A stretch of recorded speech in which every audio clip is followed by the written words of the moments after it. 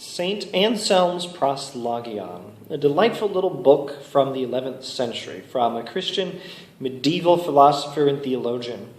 Anselm is heavily influenced by St. Augustine. There are also some traces of Boethius in this book. Augustine's Confessions is a heavy influence on this little book. It is, like the Confessions itself, a prayer. And even more significant as an influence on the book is the Psalms in the Old Testament. I consider the Psalms to be probably the strongest literary influence on this book, with the Confessions of Augustine in second place.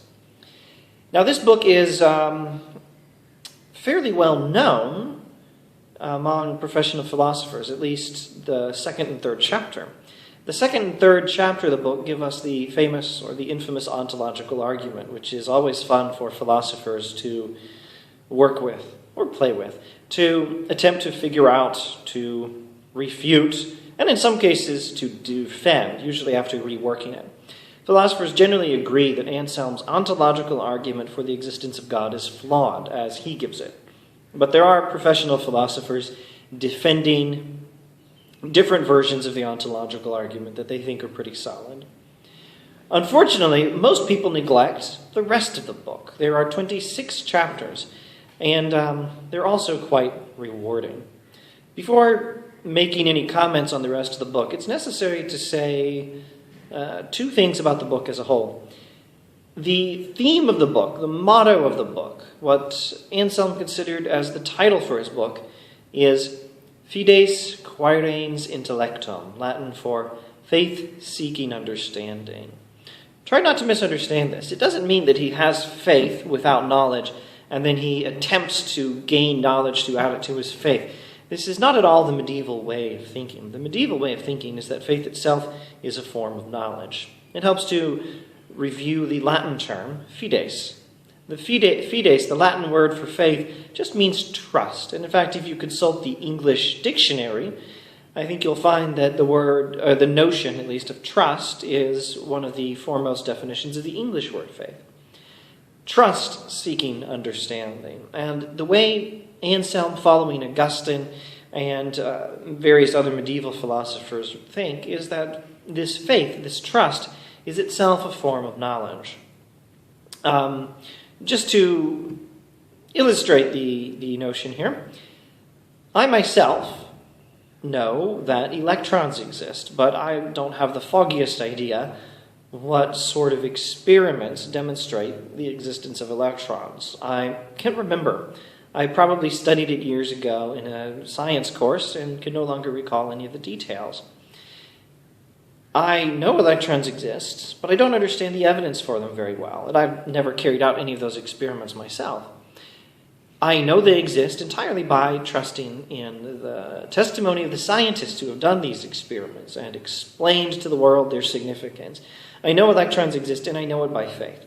When faith seeks understanding, what it does is it tries to improve on knowledge by faith by adding a better comprehension of what is known by faith. So with religious faith that Anselm is dealing with here, we know by the testimony of God, the testimony of the church, the testimony of the scriptures, and of course the testimony of Jesus, the Messiah himself. We know certain religious truths by these reliable testimonies, but knowing them, we are free, and it is good to, it is recommended to, seek a better understanding of them. Second broad observation on the text.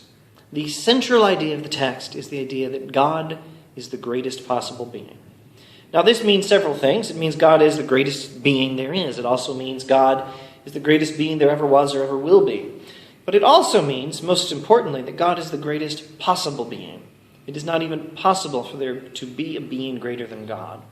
Also, it means God is perfect, that God contains all the perfections, has all the perfections, or to be a little more precise, that God is all perfection and the source of all perfections that anything else that's perfect has. And I should also add, God is the greatest conceivable being. It is not even possible to conceive of a being greater than God. Now, this idea that God is the greatest possible being motivates that famous ontological argument. Here is a simple version of the argument. God is a perfect being.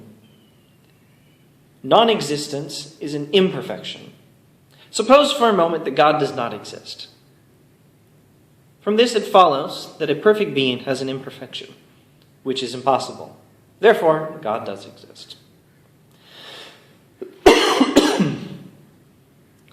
Thus the ontological argument, and that's chapters 2 and 3. Let's not analyze it any further.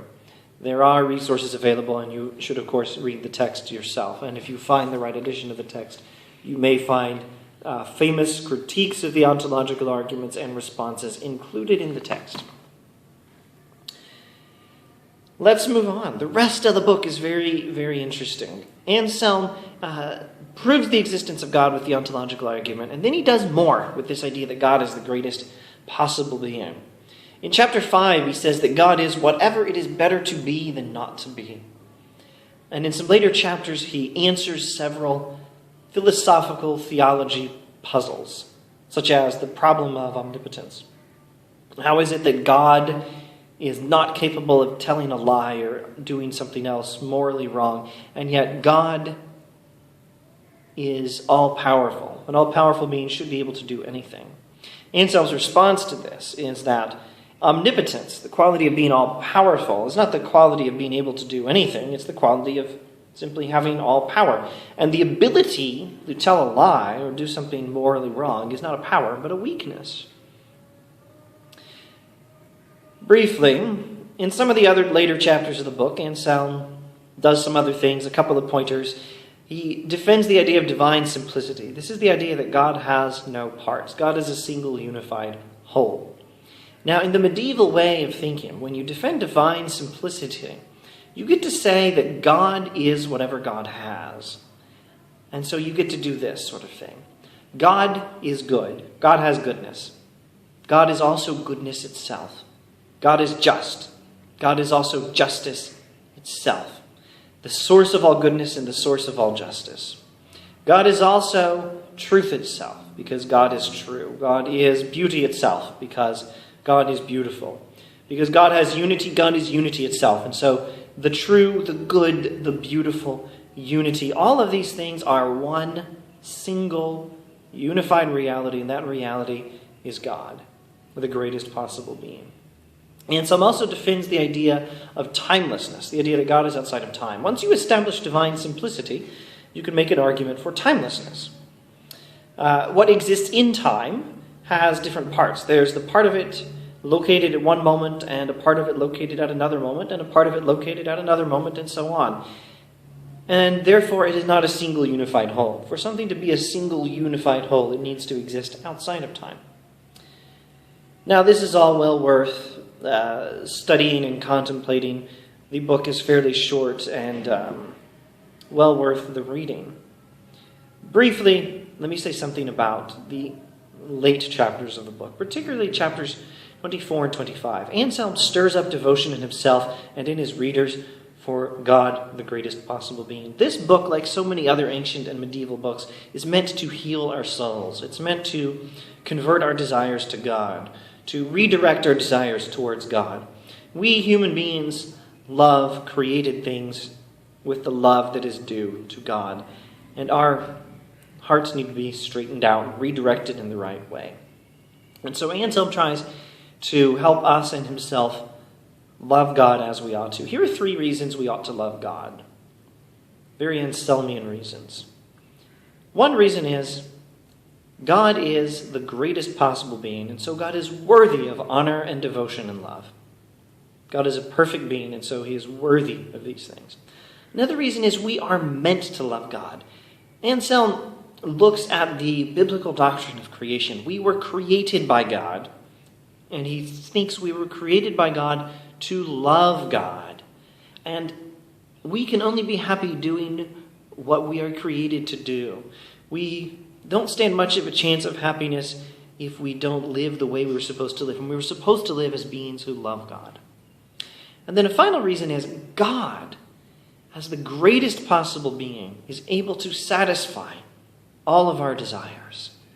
God's goodness is infinite, and the human heart, with its unlimited longing for all these things, goodness, truth, beauty, justice, and so on, such a heart can only be satisfied by such a God, by a greatest possible being, by a being that is all perfections. And so for the satisfaction of desire also, a third reason we should love God.